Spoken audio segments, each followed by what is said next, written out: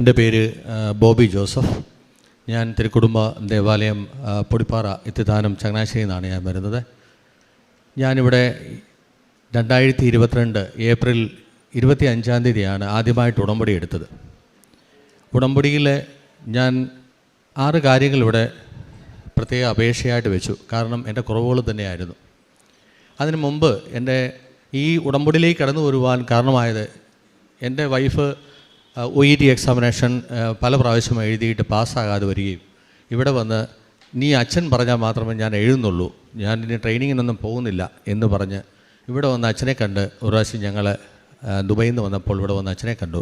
അച്ഛൻ തലയ്ക്ക് പിടിച്ച് പ്രാർത്ഥിച്ചിട്ട് പറഞ്ഞു, നീ അടുത്ത പ്രാവശ്യം പാസ്സാവും, പൊക്കോളാൻ പറഞ്ഞു. ഞങ്ങൾക്ക് അത് പിറ്റേ പ്രാവശ്യം തന്നെ ഞങ്ങൾക്ക് പോകാനുള്ള എല്ലാ പരീക്ഷയ്ക്കുള്ള എല്ലാ യോഗ്യതയും കിട്ടി. എൻ്റെ ഭാര്യ അവിടെ പോയി ജോലിക്ക് NHS അവിടെ റിക്രൂട്ട്മെൻറ്റ് നിയോവിൽ റിക്രൂട്ട്മെൻറ്റ് വഴി അവിടെ പോയി ജോലി കിട്ടിയതിന് ശേഷമാണ് ഞങ്ങൾക്കും പോകാൻ. ഞാൻ റേഡിയോഗ്രാഫറാണ്, ദുബൈ വർക്ക് ചെയ്തായിരുന്നു, എനിക്കും പോകണം. അന്നേരം ഞങ്ങൾ മക്കളും എല്ലാവരുമായിട്ട് പോകാൻ തയ്യാറായി നിൽക്കുകയായിരുന്നു. ഞങ്ങൾ ഇവിടെ വന്ന് ഇതെഴുതിയതിന് ശേഷം ഇവിടെ കൊറോണ കഴിഞ്ഞുള്ള സമയമായിരുന്നു. ഇവിടെ പാസ്പോർട്ടിൻ്റെ വെരിഫിക്കേഷനും പാസ്പോർട്ടിൻ്റെ കാര്യത്തിന് വേണ്ടി ചെന്നപ്പോൾ ആദ്യം തന്നെ മെഡിക്കലിന് വേണ്ടി അമൃത ഹോസ്പിറ്റലിൽ ചെന്നപ്പോൾ അവിടെ മെഡിക്കലിന് ഡേറ്റ് ഇല്ല, നിങ്ങൾക്ക് ഞങ്ങളിവിടെ സമയം ഒത്തിരി മുന്നോട്ട് തള്ളിയാണ് പറഞ്ഞത്. അന്നേരം തന്നെ ഞാൻ മാതാവിനോട് പറഞ്ഞു, എൻ്റെ മാതാവേ, ഞാൻ കൃപാസനത്തിൽ വരും, എന്നെ ഒന്ന് സഹായിക്കാൻ തന്നെ എൻ്റെ കൂടെ വരണേന്ന്. ഞാൻ അന്ന് തന്നെ എൻ്റെ ഒരു സുഹൃത്തിനെ ഞാൻ അനുര എന്ന് പറയുന്ന ദുബൈയിലുള്ള ആൾ ആയിട്ട് ബന്ധപ്പെട്ടു.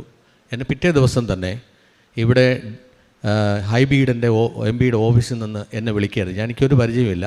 ഒരാൾ വിളിച്ചു, ചേട്ടന് നാളെ അപ്പോയിൻമെൻ്റ് എടുത്ത് എന്നത്തേക്കാണ് വേണ്ടതെന്ന് ചോദിച്ചു. എന്നെ വിളിച്ചു, എനിക്ക് അപ്പോയിൻമെൻറ്റ് കിട്ടി. മെഡിക്കലിന് പോയി. മെഡിക്കൽ കഴിഞ്ഞ് തിരിച്ചു വന്നപ്പോൾ പോലീസ് വെരിഫിക്കേഷൻ ദുബൈ കൂടാതെ ഇവിടെ വേണമെന്ന് പറഞ്ഞു. ഞങ്ങൾ കോട്ടയത്ത് ചെന്നപ്പോൾ ഒരു ജനപ്രവാഹം തന്നെ ഉണ്ട് അവിടെ. അന്നേരം അവിടേക്ക് കയറാൻ പറ്റുന്നില്ല. ഒത്തിരി കന്യാസ്ത്രീമാരും അച്ഛന്മാരും അതിനൊക്കെ തന്നെ മറ്റു ഒത്തിരി പേരും ആ ബിൽഡിങ്ങിനകത്തോട് കയറാൻ പറ്റുന്നില്ല. കാരണം അപ്പോയിൻമെൻറ്റ് കഴിഞ്ഞ് തുടങ്ങിയ സമയമാണ്. ഞാൻ പരിശുദ്ധ അമ്മയോട് പറഞ്ഞു, എൻ്റെ അമ്മയെ ഞാൻ എന്താ ചെയ്യുക ഇപ്പം. അന്നേരം ഞാൻ അങ്ങനെ ഇങ്ങനെ ഇരിക്കുമ്പോൾ ഞാൻ വെറുതെ ആയിട്ട് ചുമ്മാ ഈ ചേട്ടനെ തന്നെ വിളിച്ചു, ചേട്ടാ ഒരു മാർഗ്ഗമില്ലല്ലോ. പിന്നെ 10 മിനിറ്റ് കഴിഞ്ഞപ്പം അവിടുന്ന് സെക്യൂരിറ്റി വന്നിട്ട് പറഞ്ഞു, ബോബി ആരാ, അകത്തോട്ട് കയറി ചെല്ലാൻ പറഞ്ഞു. അവിടെയും എൻ്റെ മാതാവ് എന്നെ സഹായിച്ചു. ഇതിന് ശേഷം ഞാനിവിടെ ഒരു പാസ്പോർട്ടുമായിട്ട് ഞാൻ അകത്ത് കയറി ചെന്നപ്പോഴാണ് പാസ്പോർട്ട് ഓഫീസർ പറയുന്നത്, നിങ്ങളുടെ പാസ്പോർട്ട് ഡാമേജാണ്, പാസ്പോർട്ട് കീറിയിരിക്കുന്നു, ഇത് ഞങ്ങൾക്ക് ഉത്തരവാദിത്വമില്ല, നിങ്ങളുടെ ഉത്തരവാദിത്തത്തിൽ കയറി ചെല്ലുക. ഈവൻ നെടുമ്പാശ്ശേരി എയർപോർട്ടിൽ ഇമിഗ്രേഷൻ ഡിപ്പാർട്ട്മെൻറ്റുകാർ നിങ്ങളെ തടഞ്ഞാൽ നിങ്ങളുടെ ടിക്കറ്റിൻ്റെ പൈസ പോവും, നിങ്ങളുടെ ചിലപ്പോൾ ഒത്തിരി നിങ്ങളുടെ പിള്ളേരുടെ എല്ലാവരും പൈസ പോവും. അതുകൊണ്ട് നിങ്ങളുടെ ഉത്തരവാദിത്തത്തിൽ പൊക്കോളുക, അല്ലെന്നുണ്ടെങ്കിൽ പാസ്പോർട്ട് മാറിയിട്ട് പോവുക. അന്നേരം ഓൾറെഡി തന്നെ അവിടെ വീടെടുത്തിട്ടിരിക്കുന്നു, ഞങ്ങൾക്ക് പോകണം. അന്നേരം ഞാൻ ഇവിടെ വന്നു, ഓടി ഇവിടെ വന്നു. പിറ്റേ ദിവസം തന്നെ ഇവിടെ വന്നു. ഈ പാസ്പോർട്ട് എടുത്ത് ഇവിടെ വെച്ച് പ്രാർത്ഥിച്ചു. ഉടമ്പടി എടുത്തതിന് ശേഷമാണ് സംഭവിച്ചത്. ഇവിടെ വന്ന് ഞാൻ ഇത് വെച്ച് പ്രാർത്ഥിച്ചു. ഉടമ്പടിയിലെ കാര്യങ്ങളെല്ലാം തന്നെ കറക്റ്റായിട്ട് ചെയ്യാൻ തുടങ്ങി. ഞാൻ പത്രം വാങ്ങി എല്ലായിടത്തും കൊടുത്തു. ഞാൻ എയർപോർട്ടിൽ ചെന്നപ്പോൾ എൻ്റെ മക്കളുടെ എൻ്റെ പാസ്പോർട്ടിൽ അനേകം വിസ ഉള്ളതുകൊണ്ട് അതെല്ലാം മറിച്ച് നോക്കി. പക്ഷേ എൻ്റെ ഈ കീറിയ ഭാവം മാത്രം നോക്കുന്നില്ല. എൻ്റെ മക്കളുടെ പാസ്പോർട്ടിൻ്റെ ഓരോ പേജുകൾ എഴുതി നോക്കിയിട്ട് അവരെ നോക്കി പലപ്പോഴും നോക്കിയിട്ട് ശേഷം വിട്ടു. എന്നെ നോക്കിയിട്ട് എന്ന് പറഞ്ഞു, തിരിച്ചെന്നെ വിളിച്ചു, ബോബി ജോസഫ് തിരിച്ച് വരാൻ പറഞ്ഞു. ഞാൻ അവിടെ ചെന്നപ്പോൾ ഞാൻ വരണ്ട പോയത്. ഒന്നാമത് എനിക്ക് ഇച്ചിരി പാനിക്കാവുന്ന ആളാണ്. ഞാൻ അവിടെ ചെന്നു നിന്നപ്പോൾ തന്നെ എന്നോട് പറഞ്ഞു, ഒന്നുകൂടെ ഫോട്ടോ എടുക്കണമെന്ന്. അത് കേട്ടപ്പോൾ തന്നെ സമാധാനമായി, അല്ലെങ്കിൽ ഞാൻ അവിടെ നിന്നേനെ. ഇവിടുന്ന് അവിടെ ചെന്നതിന് ശേഷം എനിക്ക് HCPC എന്ന് പറയുന്ന ഒരു ഞങ്ങളുടെ ഹെൽത്ത് കെയർ പ്രൊഫഷൻ്റെ UK ഇതുണ്ട്. അന്നേരം ഇംഗ്ലണ്ടിലേക്ക് നമ്മൾ അപ്ലൈ ചെയ്യുമ്പോൾ നമുക്ക് ഈ HCPC രജിസ്ട്രേഷൻ വേണം. ഈ രജിസ്ട്രേഷൻ അപ്ലൈ ചെയ്യാനുള്ള യോഗ്യത എനിക്കില്ല. ശരിക്കും പറഞ്ഞാൽ എനിക്ക് ഇംഗ്ലീഷ് അറിയത്തില്ല. ഇംഗ്ലീഷ് സംസാരിക്കാൻ പറഞ്ഞു വരുമ്പോൾ തിരിഞ്ഞു പോകും. ഗ്രാമറോ ഒന്നും കാര്യങ്ങളൊന്നുമില്ല. ഈ സ്ഥലത്തോടാണ് ഞാൻ ചെല്ലുന്നത്. എനിക്ക് ശരിക്കും ഹിന്ദി അറിയാം, മറ്റ് ലാംഗ്വേജുകളൊക്കെ അറിയാം. ഞാൻ ദുബായ് നിന്നതൊക്കെ ഈ അറബികളെ പഠിച്ചുമ്പോൾ അവരുടെ കൂടെയൊക്കെ നല്ല രീതിയിൽ ഹിന്ദിയൊക്കെ സംസാരിച്ച് കുറച്ച് അറബികളൊക്കെ പറഞ്ഞുമൊക്കെ അവരെയൊക്കെ ഞാൻ കയ്യിലെടുത്തിരിക്കുകയായിരുന്നു. ഞാൻ ഈ UK ചെന്നപ്പോൾ എനിക്ക് ഇതൊക്കെ ആപ്ലിക്കേഷൻ സഹായിക്കാൻ ചെന്ന HCPC രജിസ്ട്രേഷൻസ് കിട്ടിയവരുണ്ടായിരുന്നു. എൻ്റെ കൂട്ടുകാർ എന്നെക്കാൾ മുമ്പേ പോയവരുണ്ട്. അവർ ആരും തന്നെ ഉടമ്പടി എടുത്തവരല്ല. അന്നേരം അവരെന്നെ ഒരാൾ സഹായിച്ചു, ഇതെല്ലാം ആപ്ലിക്കേഷൻ സഹായിച്ചു. ഞാൻ ആപ്ലിക്കേഷൻ സബ്മിറ്റ് ചെയ്തു.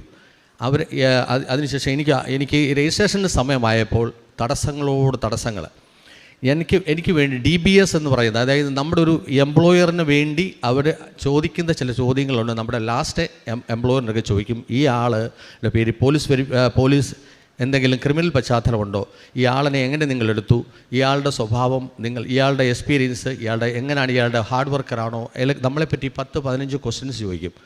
എൻ്റെ അവിടുത്തെ ഞാൻ ലാസ്റ്റ് വർക്ക് ചെയ്ത് ദുബായ് ഹെൽത്ത് അതോറിറ്റിയിലാണ്. അവിടുത്തെ ഗവൺമെൻറ്റിലായിരുന്നപ്പോൾ അവിടുത്തെ HR ഇരുന്ന ആൾ യമനിയായിരുന്നു. അയാൾ അറബി അല്ലാതെ ശരിക്കും ഇംഗ്ലീഷ് അറിയത്തില്ല, എന്നെപ്പോലെ തന്നെ. എന്നിട്ട് അയാൾ നേരെ യമനിലോട്ട് പോയി കുറച്ച് ആൻസർ മാത്രം ചെയ്തു, ബാക്കിയുള്ള ആൻസർ കിടന്നു. 7 മാസക്കാലം ഇത് കിടന്നു. ഞാനൊരു ദിവസം ആ സമയത്ത് വേറെ ജോലിയൊന്നുമില്ല, ഞാൻ ജോലിയിൽ ഒരു ഫുഡ് ഫാക്ടറിയിലെ ഒരു ജോലിക്ക് പോയി. പാത്രം കഴുകുന്ന ജോലിയായിരുന്നു. നിങ്ങൾ വിചാരിക്കും ഇവിടുന്ന് പോകുന്നവരെല്ലാവരും തന്നെ വലിയ അങ്ങനത്തെ ജോലിയൊന്നുമല്ല. വലിയ പാത്രം കഴുകുന്നത് നമ്മൾ സ്വന്തം കൈയിട്ട് കഴുകണ്ട, ഇതെല്ലാം വലിയ മെഷീൻ വഴി കയറ്റി ഇറക്കി വിടുക.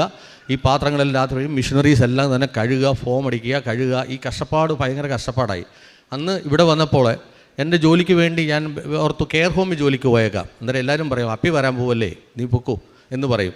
അന്നേരം കെയർ ഹോമിൽ ജോലിക്ക് വേണ്ടി ഇപ്പോൾ അവിടെ ആകുമ്പോൾ ഇംഗ്ലീഷ് ഒന്നും പറയണ്ടല്ലോ. അവർ അപ്പച്ചന്മാർക്ക് രാത്രി കിടന്നുറങ്ങും, നമ്മൾ രാവിലെ എഴുന്നേൽപ്പിക്കുക, പിള്ളേരെ സ്കൂളിൽ വിടാം, ഇതൊക്കെ വിചാരിച്ചുകൊണ്ടാണ് ഇത് ജോലി. ഈ HSCPCയുടെ ലൈസൻസ് ഒത്തിരി ഡിലേ ആയപ്പോൾ ഒരു ദിവസം എനിക്ക് ഭയങ്കര സങ്കടം തോന്നി. ഒരു ദിവസം പലപ്പോഴായിട്ട് വിളിച്ചു ചോദിക്കുമ്പോഴെല്ലാം പറയും നിങ്ങൾക്ക് നെക്സ്റ്റ് വീക്ക് വിളിക്കൂ, അടുത്ത വീക്ക് വിളിക്കൂ, ഇങ്ങനെ പറഞ്ഞുകൊണ്ടിരിക്കും.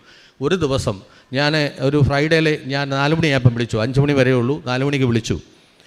ജനുവരി മാസമായിരുന്നു അത്. ജനുവരിക്ക് ഓർമ്മയുണ്ട്, ക്രിസ്മസ് കഴിഞ്ഞ് ജനുവരി മാസം ഫസ്റ്റ് വീക്ക് ഞാൻ വിളിച്ചപ്പം എന്നോട് പറഞ്ഞു നിങ്ങളുടെ പൂർണ്ണമായിട്ട് ഞങ്ങൾക്ക് കിട്ടേണ്ട കാര്യങ്ങളൊന്നും കിട്ടിയിട്ടില്ല, ഇനിയും 2 ക്വസ്റ്റ്യൻസിന് കൂടെ ആൻസർ കിട്ടാറുണ്ട്. എന്നിട്ട് അതിന് മുമ്പ് ഞാൻ പറഞ്ഞു എൻ്റെ പറ്റിയുള്ള ഗുഡ് സ്റ്റാൻഡിങ് സർട്ടിഫിക്കറ്റ് ഞാൻ ദുബായ് ഹെൽത്ത് അതോറിറ്റിയിൽ നിന്ന് അയച്ചു തന്നിട്ടുണ്ട്.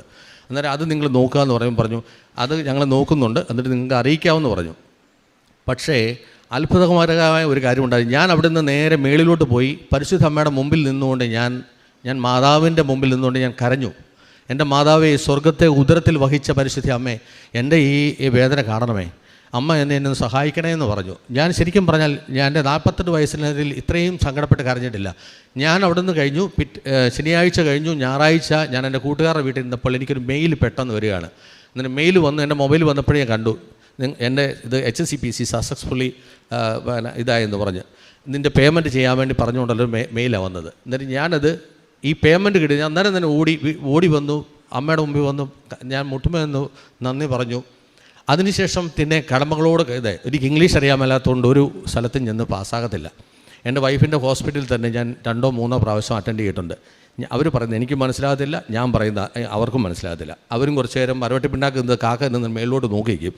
ഒരു രക്ഷയില്ലാതെ ഞാൻ അവിടുത്തെ കടന്നുപോയി. 2-3 ഇൻ്റർവ്യൂ കഴിഞ്ഞ് കടന്നു പോയതിന് ശേഷം ഒരു ദിവസം ഞാൻ താഴെ ഇരുന്ന് ഞാൻ കെയർ ഹോമിന് അപ്ലൈ ചെയ്യായിരുന്നു. കെയർ ഹോമിലേക്ക് ജോലിക്ക് അപ്ലൈ ചെയ്യുക. ഒരു റേഡിയോഗ്രാഫർ, ആ ലൈസൻസ് ഉള്ള ആൾ താഴെ നിന്ന് ഇത് ചെയ്യുക. എന്നിട്ട് എൻ്റെ വൈഫ് നേരെ ആരാധന കൂടിക്കൊണ്ടിരുന്നപ്പോൾ മേളിൽ ഇരുന്ന് അച്ഛൻ്റെ ആരാധന കൂടിക്കൊണ്ടിരിക്കുമ്പം അവിടെ നിന്നുകൊണ്ട് ആർക്കോ അവൾ ഒരു ഏജൻസിയിൽ അപ്ലൈ ചെയ്തു. ആ സമയത്ത് തന്നെ എനിക്കൊരു കോള് വന്നു. ബോബിയാണോ? അതേന്ന് പറഞ്ഞു. ഞാനത് കഴിഞ്ഞപ്പോൾ എന്നോട് ചോദിച്ചു നിങ്ങൾ ജോലി അന്വേഷിക്കുന്നുണ്ട്? ഞാൻ പറഞ്ഞു കെയർ ഹോമിൽ ജോലി അന്വേഷിക്കുന്നുണ്ട്. ശരിക്കും പറഞ്ഞാൽ റേഡിയോഗ്രാഫറിന് വേണ്ടി ജോലിക്ക്. അത് നിങ്ങൾ റേഡിയോഗ്രാഫർ അല്ലേ? ഞാൻ പറഞ്ഞു റേഡിയോഗ്രാഫറാണ്, എനിക്ക് ആ ജോലിക്ക് എനിക്ക് കുറച്ച് കുറവുകളുണ്ട്, അതൊക്കെ ഞങ്ങൾ നോക്കിക്കോളാം, നിങ്ങൾക്ക് ജോലിക്ക് തയ്യാറാണോ എന്ന് ചോദിച്ചു. ആണെന്ന് പറഞ്ഞു. പേപ്പർ വർക്കുകളൊക്കെ പെട്ടെന്ന് ആയി. അന്നേരമാണ് ഞാൻ എൻ്റെ ഈ ജോലി ശരിയായി, എൻ്റെ പേപ്പർ വർക്കുകളായി ജോലിക്ക് ഫസ്റ്റ് സ്ഥലത്ത് ചെന്നപ്പോഴും ഇതേ പ്രശ്നങ്ങൾ ഞാൻ ശരിക്കും സഫർ ചെയ്യുന്നു.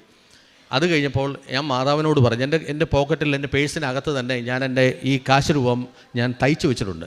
ഞാൻ അത് വെച്ചുകൊണ്ട് എപ്പോഴും എൻ്റെ ഡ്യൂട്ടി സമയത്ത് പോലും എൻ്റെ സ്ക്രബിനകത്ത് ഇത് ഇട്ടുകൊണ്ട് ഇങ്ങനെ പോകും.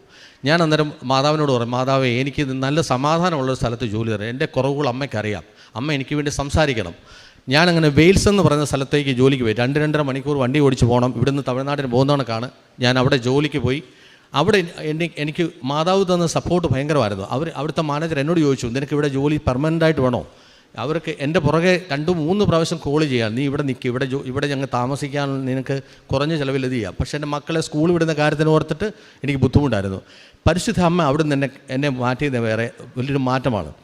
അവിടെ മാതാവ് എന്നോട് ചെയ്തത്, ഞാൻ അന്ന് മാതാവിനോട്, എൻ്റെ വൈഫ് പറഞ്ഞു, ഈ പിള്ളേരെ സ്കൂളിൽ വിടുന്നു, ഭയങ്കര ഐസ് വീണ് കിടക്കുന്നു, നിങ്ങളെ സ്കൂളിൽ വിടാൻ ബുദ്ധിമുട്ടാണ്, നിങ്ങൾ ഈ ജോലി നിർത്ത്, ഇങ്ങോട്ട് പോകാൻ പറ്റത്തില്ല, നിങ്ങളൊരു കാര്യം ചെയ്യും, അടുത്തെവിടെയെങ്കിലും കെയർ ഹോമിൽ ജോലി നോക്ക്, അന്നേരം ആ ജോലിക്ക് പോകും. അന്നേരം നമ്മുടെ ഇവിടെ വരുന്നവരാരും എന്ന് ജോലി അന്വേഷിക്കത്തൊന്നുമില്ല, നിങ്ങൾ നമ്മുടെ കുടുംബത്തെ ഓർത്ത് ആ ജോലി ചെയ്യും.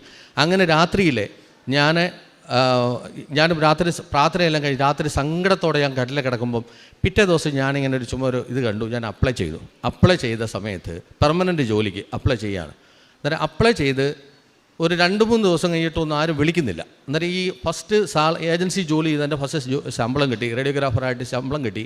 ആ ശമ്പളത്തിൻ്റെ 50% എനിക്ക് ചാരിറ്റി ചെയ്യാനായിട്ട്, ഞാൻ എല്ലാ വർഷവും ചാരിറ്റി ചെയ്യുന്ന നല്ല തുക തന്നെ ചാരിറ്റി ചെയ്യുന്ന.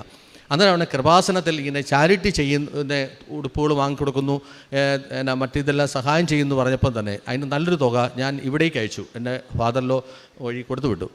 അത് അത് ഇവിടെ കൊടുത്തു, റെസീറ്റ് കൊടുത്തു, മോനെ ഇവിടെ കൊടുത്തിട്ടുണ്ട് എന്ന് പറഞ്ഞതിൻ്റെ പിറ്റേ ദിവസം രാവിലെ എനിക്ക് മെയിൽ വരികയാണ് ഇൻ്റർവ്യൂ അറ്റൻഡ് ചെയ്യാൻ, പെർമനൻറ്റ് ജോലി.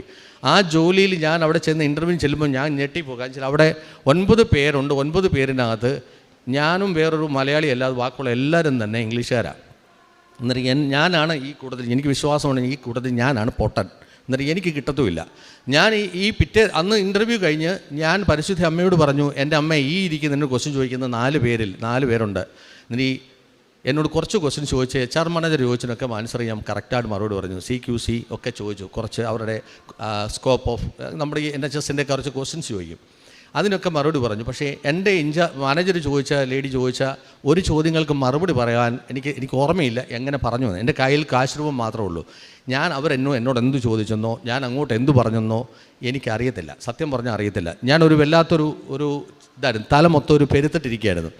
ഞാൻ 10 മിനിറ്റ് കഴിഞ്ഞ് ഞാൻ ഇതെല്ലാം കഴിഞ്ഞപ്പോൾ എന്നോട് പറഞ്ഞു, എന്നെ ക്ഷയിക്കാണ്ട് വന്നിട്ട് പറഞ്ഞു, ഡിപ്പാർട്ട്മെൻറ്റെല്ലാം കൊണ്ട് കാണിച്ചതിന് ശേഷം എനിക്കൊരു മനസ്സ് പറയുന്നു, എനിക്കിത് കിട്ടി, ഇത് പരിശുദ്ധ അമ്മയാണ്, എൻ്റെ കൈ തന്നെ ഇങ്ങനെ കൊണ്ടുപോകത്തില്ല, ഇവിടെ കൊണ്ട് കാണിക്കത്തില്ല.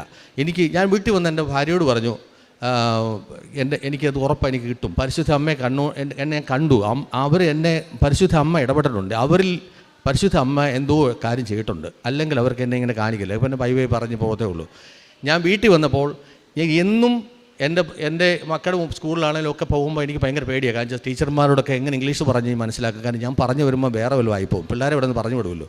എൻ്റെ ഭാര്യയുടെ മുമ്പിലും എൻ്റെ മക്കളുടെ മുമ്പിലും എൻ്റെ കൂട്ടുകാരുടെ മുമ്പിലൊക്കെ ഞാൻ തല കുനിക്കും. കാരണം ഒരു മെയിൽ തയ്യാറാക്കാൻ പോലും എനിക്കറിയത്തില്ലായിരുന്നു. അവിടുന്ന് ഞാൻ ഒരാഴ്ച 2 ആഴ്ച കഴിഞ്ഞപ്പോൾ എനിക്ക് മെയിൽ വരികയാണ്, നിങ്ങൾ സെലക്റ്റായി, ഈ 9 പേരെ മാറ്റി നിർത്തി ഞാൻ സെലക്റ്റായി എന്ന് പറയുമ്പോൾ നിങ്ങൾക്ക് ആകത്തില്ല ആ ഒരു അവസ്ഥ. ഞാൻ എവിടുന്ന് 0-ൽ നിന്നും എന്നെ അത്ര ഉയർത്തിക്കൊണ്ട് അവിടെ വന്ന് ഈ 9 പേരിൽ ഒന്നാമനായിട്ട് അവിടെ കൊണ്ടുപോയി. ഇപ്പോഴും എൻ്റെ ദൈവം പലപ്പോഴും എൻ്റെ പരിശുദ്ധമ്മ വഴിയായിട്ട് ഞാൻ അവിടെ ജോലി ചെയ്യുന്ന മേഖലയിൽ എന്നെ അവിടുത്തെ അസസ്മെൻറ്റ് ഫസ്റ്റ് നമ്മുടെ 6 മാസം ആകുമ്പോൾ നമ്മുടെ പ്രൊബേഷൻ പീരീഡ് തീരുമ്പം നമ്മളെപ്പറ്റി ഏറ്റവും നമ്മുടെ ഡയറക്ടർ ഹോസ്പിറ്റൽ, ഞങ്ങൾക്ക് UK 34 ഹോസ്പിറ്റലും ഫ്രാൻസിൽ 103 ഹോസ്പിറ്റലും അതുപോലെ തന്നെ ഞങ്ങൾക്ക് ഓസ്ട്രേലിയയിൽ 75 ഹോസ്പിറ്റലുണ്ട്. ഞങ്ങളുടെ അവിടെ വന്ന പല റേഡിയോഗ്രാഫർമാരിലും എന്നെ അവർ A ഗ്രേഡിലാണ് വെച്ച് അതായത് നല്ല ഒരു റേഡിയോഗ്രാഫർ എന്നുള്ള രീതിയിൽ എന്നോട് അവർ തന്നെ പറഞ്ഞു. എൻ്റെ ഹോസ്പിറ്റൽ ഡയറക്ടർ വരെ എന്നോട് പറഞ്ഞു, നീ നല്ല ജോബ് ചെയ്യുന്നുണ്ട്, നിന്നെപ്പറ്റി നല്ല ഞങ്ങൾക്ക് ഇത് കിട്ടിയിട്ടുണ്ട്, പേഷ്യൻസിൻ്റെ നിന്ന് നിൻ്റെ പേര് കിട്ടിയിട്ടുണ്ട്, നീ നല്ല കൈൻഡായിട്ട് ഇടപെടുന്നു, ഞാൻ പറഞ്ഞു ഞാൻ അങ്ങോട്ട് തന്നെ പറഞ്ഞു. ഒരു പ്രാവശ്യം ഞാൻ ഈ കാശ് രൂപം കാണിച്ചവരെ അന്നേരം അവർ തന്നെ എന്നോട് ചോദിച്ചു, ഇത് ഞാൻ പറഞ്ഞത് ഞാൻ ബിലീവ് ചെയ്യുന്നു. കാരണം എനിക്ക് ഇന്ന് വരെ മാതാവിൽ വിശ്വാസമില്ലായിരുന്നു. ഞാൻ പള്ളി പാടുന്നവനായിരുന്നു വർഷങ്ങൾ. ഞാൻ അവിടെ ഒന്ന് ഷൈൻ ചെയ്യാൻ വേണ്ടി മാത്രമേ. പക്ഷേ ഇന്ന് എൻ്റെ ദൈവത്തെ അറിഞ്ഞ് എൻ്റെ കുടുംബം ഈ ഒരു ഉടമ്പടി മൂലം എൻ്റെ കുടുംബത്തിൽ സമാധാനം, എൻ്റെ കുടുംബത്തിൽ ഞങ്ങൾ ഒന്നിച്ച് പ്രാർത്ഥിക്കുവാൻ തുടങ്ങി. എൻ്റെ ഞാൻ ആരായിരുന്നു എന്ന് എനിക്ക് വ്യക്തമായി അറിയാം. എന്നെപ്പറ്റി ഞാൻ രാമങ്കരിക്കാരനായിരുന്നു. കുട്ടനാട്ടിലുള്ള എൻ്റെ കൂട്ടുകാർക്ക് എല്ലാവർക്കും അറിയാം ഞാനിങ്ങനെ നല്ലൊരു കുടിയനായിരുന്നു. ഞാൻ ആ മദ്യപാനത്തിൽ നിന്ന് മാറിയതും എൻ്റെ സ്വഭാവങ്ങൾ, ഞാൻ വഴക്കാളിയായിരുന്നു, ഗുണ്ടാ പ്രശ്നങ്ങളൊക്കെ ഉണ്ടായിരുന്നു. എൻ്റെ ഇതിൽ നിന്നൊക്കെ പല പല പ്രശ്നങ്ങളിൽ നിന്നൊക്കെ മാറിയത് എൻ്റെ ഈ ഉടമ്പടി കാരണമാണ്. ഈ ഉടമ്പടിയിലൂടെ എൻ്റെ ജീവിത താളം തന്നെ ശരിയായി. ഞാൻ അതുപോലെ തന്നെ എൻ്റെ കൂട്ടുകാരോട് പറയും, നിങ്ങൾ HCPC കിട്ടിയ ഒരു ജോലി കിട്ടിയിട്ടില്ലോ, നിങ്ങൾ ഉടമ്പടി എടുത്ത് പ്രാർത്ഥിക്കും. ഞാൻ പറയുമ്പോൾ ഉടനെ തന്നെ അവരെന്നെ കളിയാക്കിയിട്ടുണ്ട്. എന്നോട് പറഞ്ഞു, ഞാൻ വല്ലാതെ അമ്മയോട് പ്രാർത്ഥിക്കാറുണ്ട്. ഞാൻ ആയിക്കോട്ടെ, പക്ഷേ നിങ്ങളിന്ന് ഉടമ്പടി എടുക്കുക. ഉടമ്പടിയിൽ വേറെ വ്യത്യസ്തമായ പല കാര്യങ്ങളുണ്ട്. നമ്മൾ പാലിക്കേണ്ട കടമകളുണ്ട്. നമ്മൾ പാലിക്കുക, ദൈവത്തിന് ഇഷ്ടമുള്ള രീതിയിൽ നമ്മളെ നയിക്കും. നമ്മളൊന്ന് മാറുമ്പോൾ ദൈവത്തിൽ നിന്ന് അനുഗ്രഹം കിട്ടും എന്ന് പറഞ്ഞു. പക്ഷേ ആദ്യം കേട്ടില്ല. ഇപ്പോൾ ഞാൻ രുചിച്ച ആ മധുരം അവരെന്താണെന്ന് ഇപ്പോൾ അറിയുന്നു. കാരണം ഇപ്പോൾ എൻ്റെ കൂടെ വന്ന 4 പേർക്ക് 3 പേർക്കും ജോലിയില്ല. ഇപ്പം ഇന്നലെ എന്നെ ഒരാൾ വിളിച്ചു പറഞ്ഞു, ഉടമ്പടി എടുത്ത് ഇവിടുന്ന് പോയ ആൾ പറഞ്ഞു എനിക്ക് ജോലിയായി എന്ന് പറഞ്ഞു.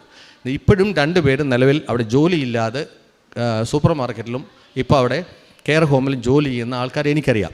അതുകൊണ്ട് സർവശക്തനായ ദൈവം, ഞാൻ ഈ ചാരിറ്റി പ്രവർത്തനങ്ങളൊക്കെ ഞാൻ ഇപ്പോൾ ഇവിടെ വരുമ്പം ഒക്കെ ഞാൻ ആരെങ്കിലും ക്യാൻസർ രോഗികളായിട്ട് ട്രീറ്റ്മെൻറ്റ് പൈസ ഇല്ലാതെയും അതിനൊക്കെ തന്നെ വീടില്ലാത്തവർക്കും ഞങ്ങൾ എൻ്റെ ഭാര്യയാണെങ്കിലും ഞങ്ങളാണെങ്കിലും എല്ലാ വർഷവും നല്ലൊരു തുക തന്നെ ഞങ്ങൾ ചാരിറ്റി ചെയ്യുന്നതാണ്. പരിശുദ്ധ അമ്മ വഴിയായിട്ട് ഞങ്ങൾ പറ്റുന്ന രീതിയിലൊക്കെ ഞാൻ ഇവിടുത്തെ എല്ലാ ഉടമ്പടിയും കേൾക്കും. കാരണം ഞാൻ 1.5 മണിക്കൂർ യാത്ര ചെയ്താണ് ഞാൻ എൻ്റെ ജോലി സ്ഥലത്ത് പോകുന്നത്. ഞാൻ ഡ്രൈവ് ചെയ്യണം. ആ വണ്ടിയിൽ ഡ്രൈവ് ചെയ്യുന്ന സമയത്ത് ഇവിടുത്തെ ഈ ഓരോ സാക്ഷ്യങ്ങളും ഞാൻ ഇവിടുത്തെ ഏറ്റവും നല്ല സാക്ഷ്യങ്ങളെല്ലാം കേൾക്കാറുണ്ട്. എല്ലാ സാക്ഷ്യങ്ങളും ആരാധനയും കൂടുമ്പോൾ ഏറ്റവും ഹൃദയത്തെ സ്പർശിക്കുന്ന, ഞാൻ കാരണം ഈ സാക്ഷ്യം ഒരാൾക്ക് ഞാൻ ഷെയർ ചെയ്യുമ്പോൾ അവരിലൊരു മാറ്റം ഉണ്ടാകണം എന്ന് വിചാരിച്ചുകൊണ്ട് ഞാൻ ആ സാക്ഷ്യം ഉടൻ തന്നെ അതിനടക്കും. ഞാൻ വണ്ടി ഓടിക്കുന്ന സമയത്ത് തന്നെ ഞാൻ ഇത് ഷെയർ ചെയ്യും.